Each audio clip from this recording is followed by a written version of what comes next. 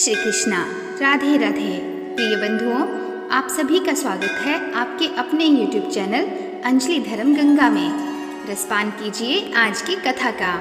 आज की कथा में आप श्रवण करेंगे सूर्य भक्त सत्राजीत की कथा तथा त्रिविक्रम व्रत की विधि के बारे में। कथा अनुसार श्री ब्रह्मा जी कहने लगे, हे विष्णु, प्राचीन काल में राजा ययाति के कुल में सत्राजीत नामक एक प्रतापी चक्रवर्ती राजा थे।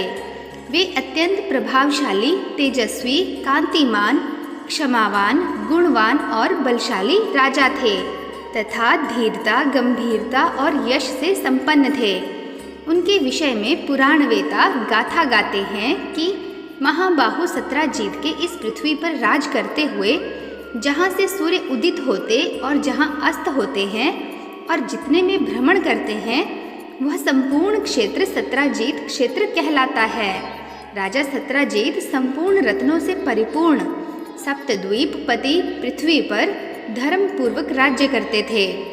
वे सूर्य देव के परम भक्त थे। उनके ऐश्वर्य को देखकर सभी लोगों को बड़ा आश्चर्य होता था।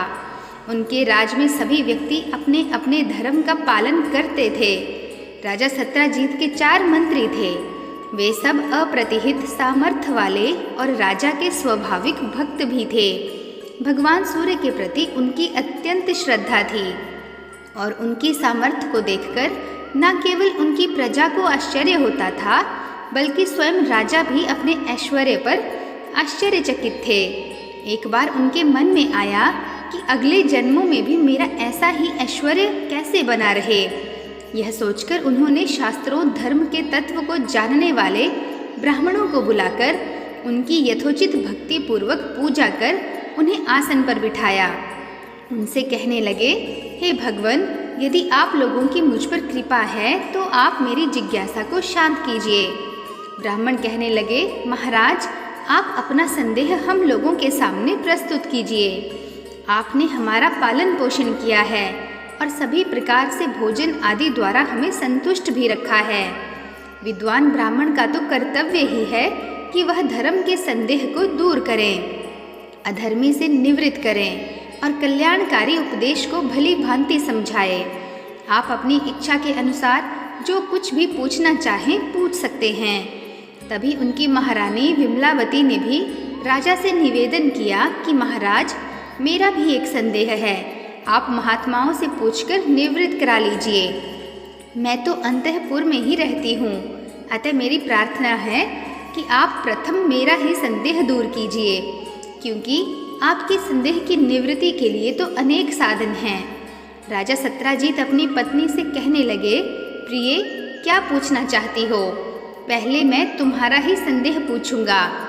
तब उनकी रानी कहने लगी, महाराज, मैंने अनेक राजाओं के चरित्र और ऐश्वर्य को सुना है, किंतु आपके सामने ऐश्वर्य अन्य लोगों को सुलभ नहीं। किस कर्म का फल है, मैंने कौन से उत्तम कर्म किए हैं जिसके कारण मुझे आपकी रानी होने का सौभाग्य प्राप्त हुआ है? पूर्व जन्म में हम दोनों ने कौन सा पुण्य कर्म किया है? इस विषय में आप मुनियों से अवश्य पूछिएगा। तब सत्राजीत कहने लगे, देवी, तुमने तो मेरे मन की बात जान ली है। मुनियों की बातें सत्य हैं। पत्नी पुरुष की अर्धांगिनी होती है और ऐसी कोई बात नहीं जो इन महामुनि से छुपी हुई है। इन महात्माओं से तो मैं भी यही पूछना चाहता था। फिर महाराज ने महात्माओं से पूछा, भगवान, मैं पूर्व जन्म में कौन था? मैंने कौन से पुण्य कर्म किए थे? इस सर्वांग सुंदरी मेरी पत्नी ने कौन से उत्तम कर्म किए थे जिससे हमें ऐसी दुर्लभ लक्ष्मी प्राप्त हुई है? हम लोगों में परस्पर अतिशय प्रीति है। सभी राजा मेरे अधीन हैं। मेरे पास असीम द्रव्य है और मैं अत्यंत बलशाली हूँ। मेरा शरीर निरोगी है। मेरी पत्नी के समान संसार में कोई दूसरी स्त्री नहीं है। सभी लोग मेरे असीम तेज को सहन करने में असमर्थ हैं। महामुने, आप लोग तत्रिकालज्ञ हैं। कृपया आप मेरी जिज्ञासा को शांत कीजिए। राजा के इस प्रकार पूछने पर उन ब्राह्मणों ने सूर्य देव के परम भक्त परावसु से प्रार्थना की कि आप ही इनके संदेह को निवृत्त कीजिए। तब धर्मज्ञ ब्राह्मणों की सम्मति से महामते परावसु ने योग्य समाधि के द्वारा राजा और रानी के पूर्व जन्म के सभी कर्मों की जानकारी प्राप्त कर राजा से इस प्रकार कहना प्रारंभ किया। परावसु कहने लगे, महाराज, आप पूर्व जन्म में बड़े निर्दयी, हिंसक तथा कठोर हृदय के शूद्र थे, कुष्ठ रोग से पीड़ित थे। सुंदर नेत्रों वाली यह महारानी उस समय भी आपकी ही पत्नी थी। ये ऐसी पतिव्रता थी कि आपके द्वारा पीड़ित होने पर भी आपकी सेवा में निरंतर संलग्न रहती थी, परंतु आपकी अतिशय क्रूरता के कारण आपके बंधु बांधव आपसे अलग हो गए और आपने भी अपने पूर्वजों द्वारा संचित धन को नष्ट कर डाला। फिर आपने कृषि कार्य प्रारंभ किया, किंतु दैव इच्छा से वह भी व्यर्थ हो गया। आप अत्यंत दीन होकर दूसरों की सेवा द्वारा अपना जीवन व्यतीत करने लगे। आपने अपनी पत्नी को छोड़ने का बहुत प्रयास किया, किंतु उसने आपका साथ कभी नहीं छोड़ा। इसके बाद आप दोनों तान्यकुब्ज देश में चले गए और भगवान सूर्य के मंदिर में सेवा करने लगे। सेवा करते करते वहाँ प्रतिदिन आप मंदिर का मार्जिन, लेपन, जल छिड़कना आदि कार्य बड़ी भक्ति भाव से करते रहे।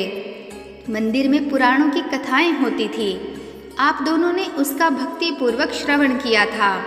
कथा श्रवण करने के बाद आपकी पत्नी ने पिता से प्राप्त अंगूठी को कथा में चढ़ा दिया। आपके मन में रात दिन बस यही चिंता रहती थी कि यह मंदिर कैसे स्वच्छ बना रहे। आप दोनों बहुत दिनों तक वहाँ रहे। भगवान की सेवा रूपी योग कर्म में आपका मन सदा लगा रहता था। इस प्रकार आप दोनों निष्काम भाव से भगवान सूर्य की सेवा करते और जो कुछ भी मिलता उसी से अपना निर्वाह किया करते थे। गोमती भगवान सूर्य का आप नित्य चिंतन करते थे, अतः आपके सभी पाप इस सेवा से समाप्त हो गए। फिर एक समय अपनी विशाल सेना के साथ कुवलाक्ष नाम का एक राजा वहाँ पर आया। अपनी अपार संपत्ति और हजारों रानियों को देखकर आप दोनों की भी राजा रानी बनने की इच्छा हुई। कुछ ही समय में आपका तो देहांत हो गया और सूर्यदेव की श्रद्धा भक्ति पूर्वक की गई सेवा तथा पुराण श्रवण के प्रभाव से आप राजा हुए और आपकी पत्नी रानी हो गई तथा आप दोनों को जो असीम तेज प्राप्त हुआ है उसका भी कारण सुनिए। जब मंदिर में दीपक तेल तथा बत्ती के अभाव में बुझने लगता था, तब आप अपने भोजन के लिए रखे तेल से उसे पूरित करते थे और आपकी रानी अपनी साड़ी फाड़कर उससे बत्ती बनाकर जलाती थी। हे राजन, अगर अगले जन्म में भी आपको ऐश्वर्य की इच्छा है तो भगवान सूर्य की श्रद्धा पूर्वक आराधना करें। गंध, पुष्प, धूप, दीप, नैवेद्य आदि जो कुछ भी आपको प्रिय हो वही आप भगवान सूर्य को अर्पित करें। उनके मंदिर में मार्जन, उपलेपन आदि कार्य करें जिससे मंदिर स्वच्छ और निर्मल रहे। उत्तम दिनों में उपवास कर रात्रि जागरण और नृत्य, गीत, वाद्य आदि द्वारा महोत्सव कराएं। पुराण, इतिहास आदि की कथा श्रद्धापूर्वक सुने तथा भगवान सूर्य की प्रसन्नता के लिए वेद पाठ कराएं। शुभ निष्काम भाव से तन्मय होकर उनकी सेवा में लगे रहें। संतुष्ट होकर भगवान सूर्य अभीष्ट फल अवश्य देते हैं।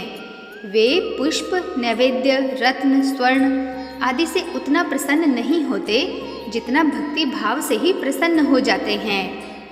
यदि भक्ति भाव पूर्वक सूर्यदेव की आराधना और विविध उपचारों से पूजन करेंगे तो इंद्र से भी अधिक वैभव की प्राप्ति आपको हो जाएगी। राजा सत्राजीत कहने लगे, भगवन, इंद्रत्व की प्राप्ति या अमृत की प्राप्ति से जो आनंद होता है वही आनंद आपकी वाणी को सुनकर आज मुझे प्राप्त हुआ। अज्ञान रूपी अंधकार के लिए आपकी यह वाणी दीपक के समान है। संपत्ति के विनाश की संभावना से हम बहुत व्याकुल थे। आपने संपत्ति प्राप्ति के लिए मूल तत्व का आज उपदेश दिया है। इससे यह तो सिद्ध हो गया कि मुझे ये सारी संपत्ति पूर्व जन्म में सुकृत कर्म के फल स्वरूप ही प्राप्त हुई है। दरिद्र भी भगवान सूर्य को प्रसन्न कर सकता है, किंतु एक ऐश्वर्यशाली, धनवान, भक्तिहीन होने पर उनका आशीर्वाद, उनकी कृपा कभी प्राप्त नहीं कर सकता। भगवान आप मुझे सूर्य भगवान की आराधना के उस मार्ग को सूचित करें जिससे शीघ्र ही उनका अनुग्रह प्राप्त हो सके। तब परावसु कहने लगे, राजन, कार्तिक मास में प्रतिदिन भगवान सूर्य का पूजन कर एक ब्राह्मण को कम से कम भोजन अवश्य कराना चाहिए और स्वयं भी एक ही बार भोजन ग्रहण करना चाहिए। इस आराधना से बाल्यावस्था में किए गए ज्ञात अज्ञात सभी पापों से छुटकारा मिल जाता है। मार्गशीर्ष में पूर्वोक्त रीति से व्रत करने वाले स्त्री पुरुष की ब्राह्मण को मरकत मणि का दान करने से प्रौढ़ावस्था में किए गए पापों से मुक्ति हो जाती है। पौष मास में पूर्वोक्त विधि के अनुसार एकाग्रचित्त होकर श्रद्धापूर्वक सूर्य की आराधना करने से वृद्धावस्था में किए गए सभी पाप नष्ट हो जाते हैं। इस त्रैमासिक व्रत को श्रद्धापूर्वक विधि विधान से करने वाले स्त्री या पुरुष सूर्य भगवान की कृपा के पात्र बन जाते हैं और हर प्रकार के पापों से मुक्त हो जाते हैं। दूसरे वर्ष इसी प्रकार त्रैमासिक व्रत करने पर सभी उपाय तक निवृत्त हो जाते हैं। तीसरे वर्ष भी इस व्रत को करने पर महापाप नष्ट हो जाते हैं और मनोवांछित फल की प्राप्ति होती है। इस प्रकार यह व्रत 3 मास में संपन्न होता है और इसे 3 वर्ष तक रखना चाहिए। सभी अवस्थाओं में आधि भौतिक, आधि दैविक तथा आध्यात्मिक पाप इसके द्वारा नष्ट हो जाते हैं। इस सर्व पाप हरता व्रत को त्रिविक्रम कहा जाता है। राजा सत्राजीत ने कहा, भगवान, व्रत का विधान तो मैंने सुन लिया, परंतु भोजन कैसे ब्राह्मण को कराना चाहिए यह भी आप कृपा पूर्वक बताइए। परावसु कहने लगे, पौराणिक ब्राह्मण को भोजन कराना चाहिए। इस प्रसंग में अरुण को सूर्य देव ने जो निर्देश दिया था वही मैं आपको बताता हूँ, ध्यानपूर्वक सुने। किसी समय उदयाचल पर अरुण ने भगवान सूर्य से पूछा, महाराज, कौन कौन पुष्प, नैवेद्य, वस्त्र आदि आपको अत्यधिक प्रिय हैं और कैसे ब्राह्मण को भोजन कराने से आप संतुष्ट होते हैं, इसे आप कृपा कर मुझे बताइए। तब भगवान सूर्य इस प्रकार कहने लगे कि अरुण, करवीर के पुष्प, रक्त चंदन, गूगल का धूप, घी का दीपक और मोदक आदि मुझे अत्यंत प्रिय है। मेरे भक्त द्वारा पौराणिक ब्राह्मण को दान देकर उसके प्रति श्रद्धा समर्पित करने से मुझे जितनी प्रसन्नता होती है उतनी प्रसन्नता गीत, वाद्य और पूजन आदि से नहीं होती। मैं पुराण आदि के वार्षिक श्रवण से अत्यधिक प्रसन्न होता हूँ। इतिहास पुराण के वाचक तथा मेरी पूजा करने वाले भोजक ये दोनों मुझे विशेष प्रिय हैं। इसलिए पुराणों का पूजन करके इतिहास आदि को सुनना चाहिए। तो प्रिय बंधुओं, आप सब भी प्रेम से बोलिए ओम सूर्याय नमः। इसी के साथ आज की कथा समाप्त हुई। उम्मीद है आपको आज की वीडियो पसंद आई होगी। यदि आपको यह वीडियो पसंद आई हो तो चैनल को लाइक, शेयर तथा सब्सक्राइब अवश्य कीजिएगा तथा कमेंट्स में ओम सूर्याय नमः अवश्य लिखिएगा। मिलते हैं नेक्स्ट वीडियो में, तब तक के लिए नमस्कार।